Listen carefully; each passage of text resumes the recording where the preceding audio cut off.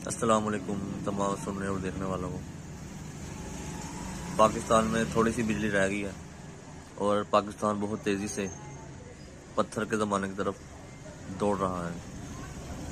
इस तरक्की याफ्ता 21वीं सदी में जहां दुनिया बहुत आगे निकल गई है, पाकिस्तान ने पिछला गेयर लगा लिया है और बहुत तेज़ी से गाड़ी रिवर्स हो रही है पाकिस्तान की।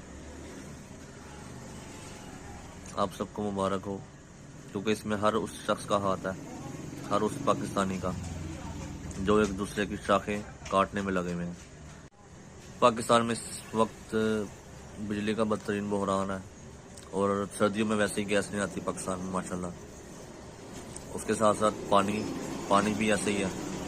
ज़ाहिर बात है, बिजली होगी तो पानी आएगा, ट्यूबवेल चलेंगे तो पानी आएगा। पूरी दुनिया के लोग नई नई ईजादात कर रहे हैं, नए नए आइडियाज़ पे काम हो रहा है। इलेक्ट्रिक